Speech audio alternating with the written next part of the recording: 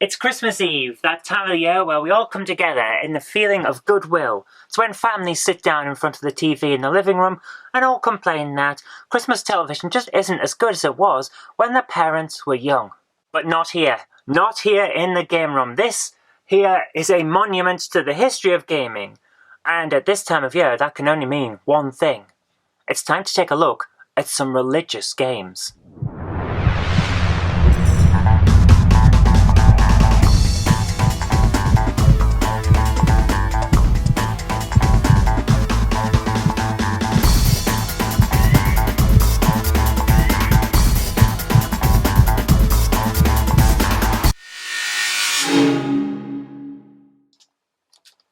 The first thing you notice about LarryBoy and the Bad Apple is that nowhere on this inlay does it say that it's a religious game. When I first bought this as an import from Italy, because apparently you can't get it here in the UK, which is a bit weird, because it plays entirely in English, but when I got this, I genuinely didn't know that this was a Christian game. It says nothing about it. It looks like it's probably some sort of vegetable-based superhero thing, a bit like Shopkins, only for kids that like the Marvel films. What's even stranger is that even when you're playing the game, it keeps its religious message out of focus for the majority of the time.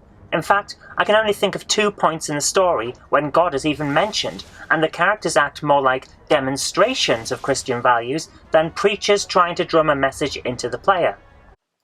So does this mean it's actually going to be good? Let's find out.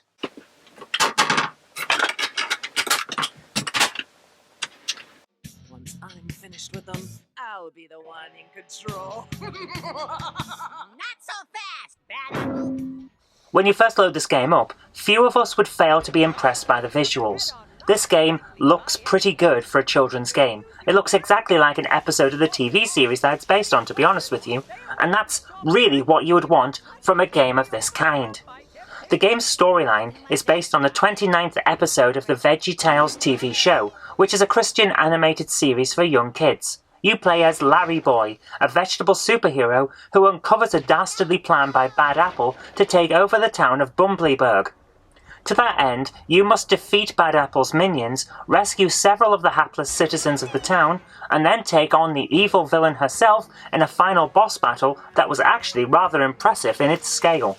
Every now and then, you'll be treated to a cutscene that looks like it's storyboarded directly from the show, but rendered in the game's own engine. It works pretty well, and only 1 or 2 of these cutscenes have any religious references in them. To that end, this is a game that most kids wouldn't even realise was supposed to be giving them any kind of religious instruction. It looks like a regular game, it plays like a regular game, and it's very enjoyable even for a non-Christian such as myself. At its core, this is an action platforming game in a similar vein to Jak and Daxter, Hello Kitty Roller Rescue, or Mario 64, so you can expect a lot of platform jumping, fighting enemies, and collecting items to solve rudimentary puzzles.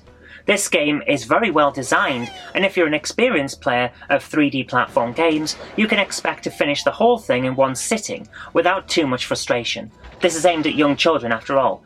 But that doesn't mean there's no challenge here. The boss battles are interesting and each one is different. They pretty much come down to spotting their pattern and using the gaps in their defences in order to defeat them, but that's par for the course, and for an action platforming game you really do expect that, so I'm very happy with what we're presented with here. Some of the jumps are a little bit tricky, and I don't mind admitting that I found some areas of the later levels a bit challenging, especially the areas where you have to navigate some very tight passageways while not being able to touch the floor. It's not the kind of challenge that I expected to see in a kids licensed game like this, but I was very glad to see it, and although there was a challenge, it wasn't overbearing, so I think a kid who plays this will not get overly frustrated by it. The controls are smooth, the reaction times that you need to deal with the puzzles and the enemies aren't bad, and the gameplay is pitched perfectly for the age range that it's going for. I would actually struggle to find anything bad to say about this game. It's surprisingly good fun. Even for an adult with a lot of gaming experience, there's a lot here to actually enjoy.